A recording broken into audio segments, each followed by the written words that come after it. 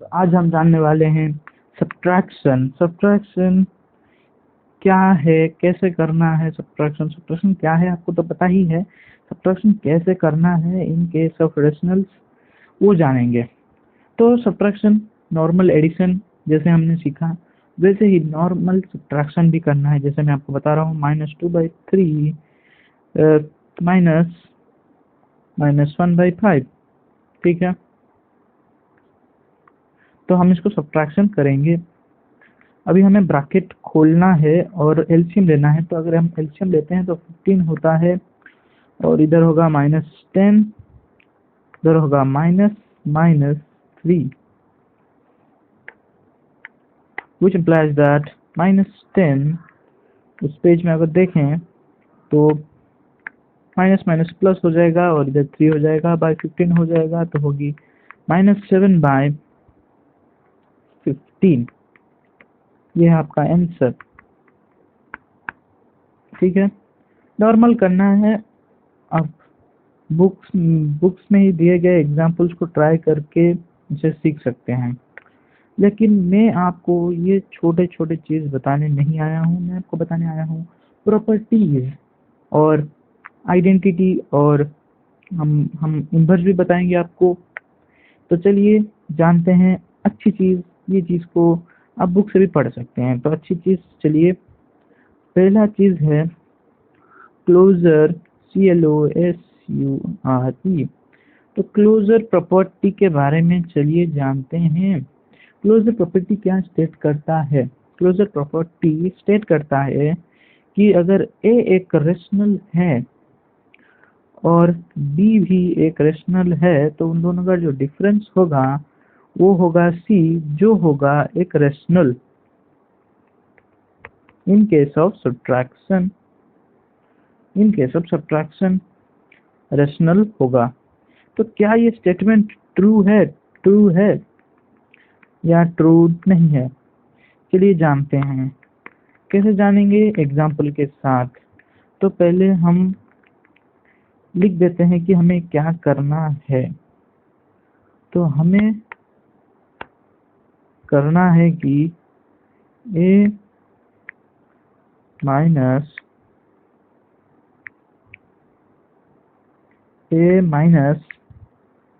b is equal to C. तो हमें prove करना है कि ये सब जो होंगे वो सारे होंगे रेशनल्स होंगे। तो चलिए प्रूव करते हैं एग्जाम्पल के साथ। तो सिंपल एग्जाम्पल पहले लेंगे। 1 - 2 कितना देगा? -1 देगा। तो हम देखें तो ये भी एक रेशनल है, ये भी एक रेशनल है और ये भी एक रेशनल है। अब चलते हैं थोड़े से डिफरेंट टाइप ऑफ एग्जाम्पल के पास। अगर हम इसे देखें तो आप क्या बता सकते हैं कि कितना, मतलब जो रेशनल आंसर हो रहा है या नहीं हो रहा है? अगर आप ध्यान से देखें तो इसका डिफरेंस निकलेगा -5/6, जो भी एक रेशनल है। हेंस हम बता सकते हैं कि all rationals in rationals in all rationals, if a rational A is subtracted with rational B, then the answer will be C, which is a rational। हम बता सकते हैं। तो क्लोजर प्रॉपर्टी तो सेटिस्फाई कर गया सब्ट्रैक्शन।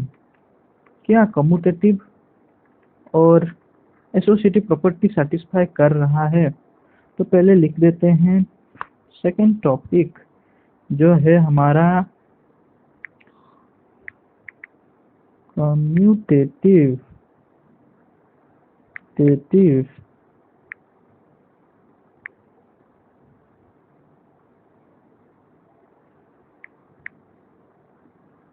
कम्यूटेटिव लॉ भी बोल सकते हैं आप, नॉर्मली कहते हैं कम्यूटेटिव लॉ। कम्यूटेटिव लॉ कुछ ऐसा है कि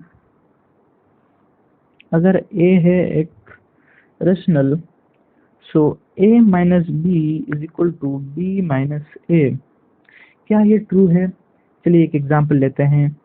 a इज इक्वल टू 1 और b is equal to a is equal to a is equal to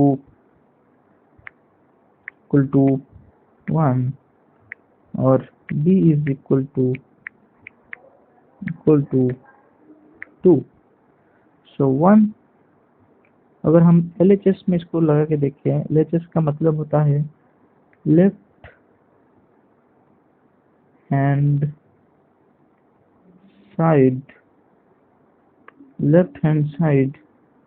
तो इसका आंसर निकल रहा है 1।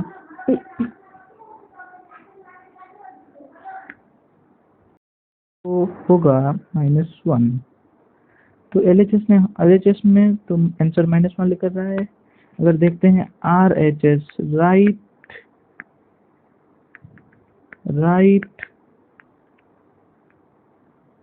हैंड साइड, तो राइट हैंड साइड अगर हम देखें तो राइट हैंड साइड है b माइनस a, मतलब 2 - 1 which is equal to 1।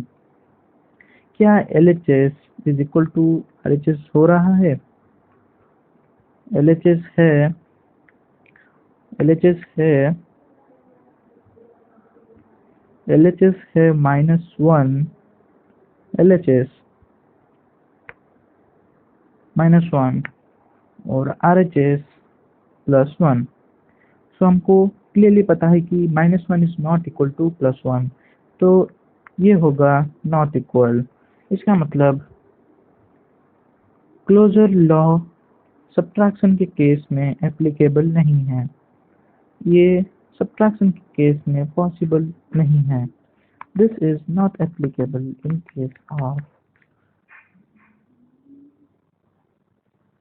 Case of subtraction. तो अगर हम एसोसिएटिव देखें तो हमें एक अच्छी बात पता चलेगी कि पहले हम लिख लेते हैं टॉपिक, कलर को चेंज करके हम लेते हैं येलो कलर के साथ लिखते हैं एसोसिएटिव लॉ। तो एसोसिएटिव लॉ क्या स्टेट करता है? ये लॉ क्या स्टेट करता है? ये स्टेट करता है, आप सबको पता होगा अगर आपने एडिशन देखा है, सब्ट्रैक्शन के केस में ये प्रॉपर्टी स्टेट करता है कि a minus b minus c is equal to a minus b minus c। तो चलिए इसे एग्जाम्पल के साथ समझते हैं। पहले एक सिंपल एग्जाम लेंगे कि a is equal to 1, b is equal to 2 और c इज इक्वल टू 3। तो पहले हम इसे LHS में गिरा के देखेंगे। LHS है कि a minus b minus c, तो a है 1 माइनस 2 होल माइनस 3। सो ये इसका माइनस होने के बाद हो जाता है -1 माइनस 3 तो -4। सो LHS निकल गया -4। तो अभी चलते हैं RHS के ऊपर। RHS, सो RHS है a minus b minus c। अगर हम देखें तो a है 1 माइनस 2 माइनस 3। सो 2 माइनस 3 जो है वो बन जाता है 2 माइनस 3 बन जाता है 1 माइनस माइनस 1 और माइनस माइनस बन जाता है प्लस, जो बन जाता है 1 + 1 और आंसर बन जाता है 2। RHS निकल रहा है 2। तो is LHS equal to RHS? क्या LHS इक्वल टू RHS हो रहा है? LHS निकला -4, LHS निकल रहा है -4 और RHS निकल रहा है 2। तो डेफिनेटली सबको पता है कि ये होगा नॉट इक्वल टू। इसका मतलब एसोसिएटिव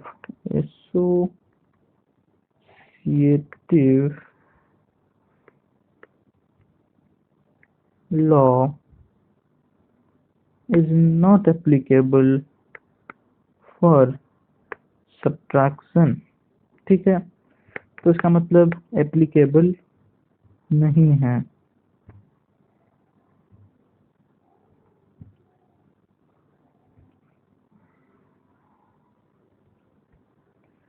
इसका मतलब एसोसिएटिव लॉ भी एप्लीकेबल नहीं है। तो हमने सारे लॉ और प्रॉपर्टी तो पढ़ ही दिए हैं अभी अभी। पहला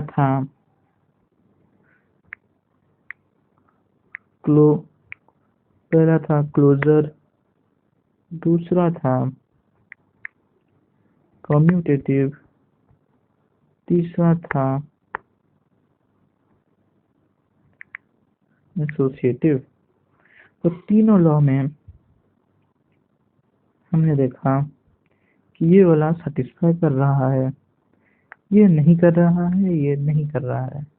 आप इसे याद भी रख सकते हैं या याद नहीं भी रख सकते, क्योंकि इतना भी ज़रूरी नहीं है, लेकिन आपके एग्ज़ाम के पॉइंट ऑफ व्यू से बहुत ज़रूरी है, स्कूल एग्ज़ाम के अनुसार भी बहुत इम्पोर्टेंट है।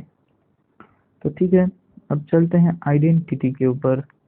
तो क्या है सब्ट्रैक्टिव आइडेंटिटी?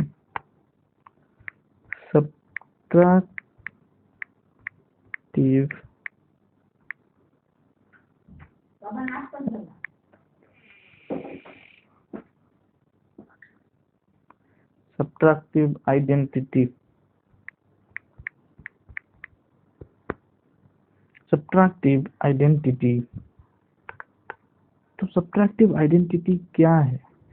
आपको असल में प्रेडिक्ट करना है ऐसा नंबर जो किसी के साथ भी अगर माइनस किया जाए, if a is subtracted by b then the answer will be a। मतलब ये जो है ये है इनवर्स। कौन सा इनवर्स? Subtractive inverse. तो चलिए इसी इक्वेशन से निकाल लेते हैं सब्ट्रैक्टिव इनवर्स। तो a minus B is equal to a। ठीक है, तो a दूसरे साइड पे जाके बन जाता है a minus a। A cancel हो जाते हैं, बन जाता है b is equal to 0 minus b is equal to 0। So minus b is equal to 0, so b है 0। तो असल में जो सब्ट्रैक्टिव इनवर्स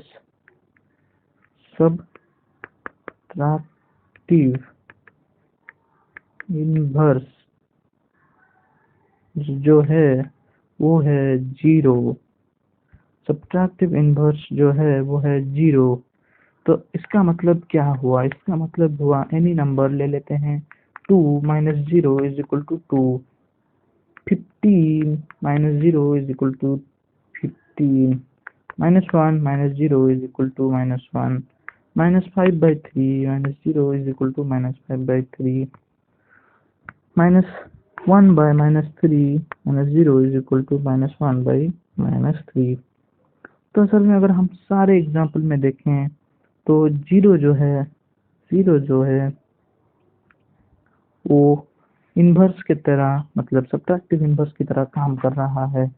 तो सब्ट्रैक्टिव इनवर्स क्या है? सब्ट्रैक्टिव इनवर्स है 0। जैसे ही एडिटिव इनवर्स था